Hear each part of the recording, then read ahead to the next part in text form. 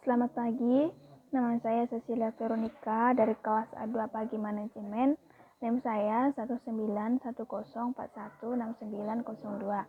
Pada pagi ini saya akan membaca tugas meringkas dari mata kuliah Manajemen Operasi. Tugas ini saya buat untuk memenuhi persyaratan dari mata kuliah Manajemen Operasi. Sejarah manajemen operasi. Pada dasarnya, manajemen produksi dan operasi sudah lama terdapat, yaitu setelah manusia menghasilkan barang dan jasa.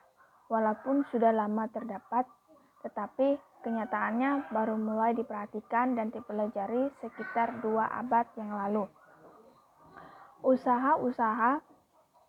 Usaha-usaha produktivitas telah dimulai sejak peradaban manusia mulai dikenal. Pada masa-masa itu, sektor produksi masih bersifat kerajinan tangan, handicraft era, sampai pada masa revolusi industri pada tahun 1800-an. Beberapa kejadian penting pada masa tersebut adalah sebagai berikut, yaitu yang pertama, tahun 1769, penemuan mesin uap oleh James Watt. Yang kedua, Perang Revolusi pada tahun 1776 dan lahirnya Konstitusi Amerika Serikat tahun 1789 yang mendorong perdagangan dan investasi modal dengan memberikan perlindungan terhadap hak kepemilikan pribadi. Yang ketiga, Adam Smith tahun 1776 mencetuskan apa yang disebutnya dengan istilah Division of Labor, termasuk juga program pengembangan keterampilan pekerja, penghematan waktu, dan penggunaan mesin-mesin yang single populer. Setelah ini, konsep spesialisasi dan pembagian kerja mulai diterapkan dalam perusahaan. Pada tahap perkembangannya selanjutnya, konsep ini dilengkapi oleh Charles Babbage dengan metode analisis kerja secara ekonomis dan pemberian kompensasi yang didasarkan oleh prestasi kerja. Tahun 1800-an, ketika terjadi perang sipil antara utara sampai selatan di Amerika Serikat, masa memperkejutkan Presiden Abraham Lincoln.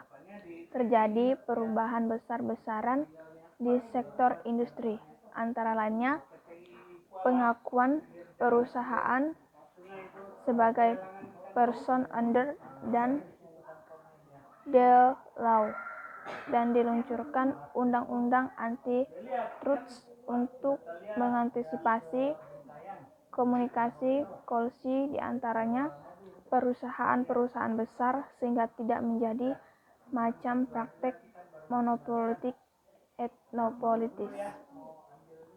Pada tahun 1900-an,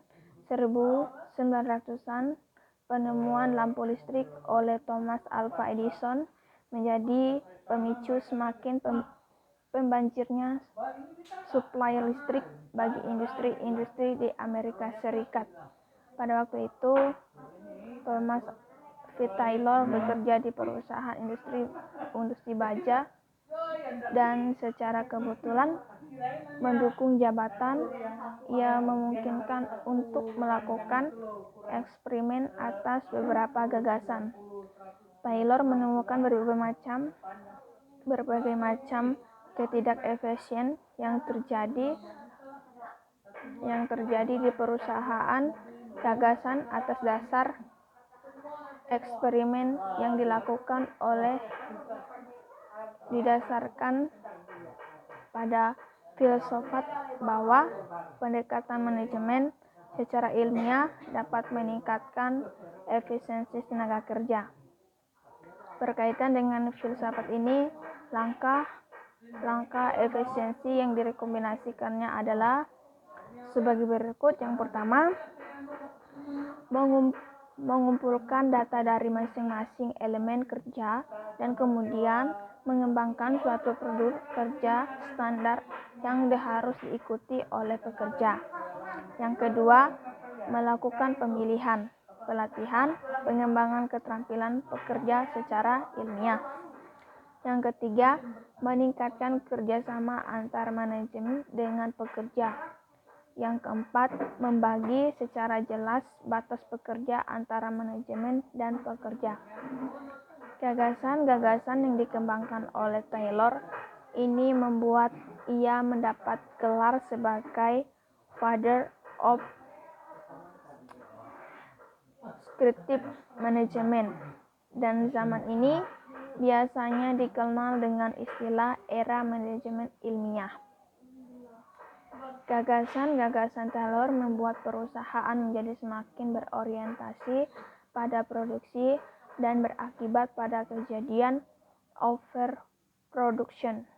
Kondisi ini memaksa sektor industri back to basics, yaitu mencari keseimbangan kembali secara produksi dan pemasaran. Misalnya, keseimbangan ini kemudian dilakukan dengan apa yang disebut dengan operation recipe, yaitu teknik-teknik kuantitatif yang secara sistematik melalui metode matematik dan atau statistik untuk menyelesaikan perusahaan yang timbul. Terima kasih.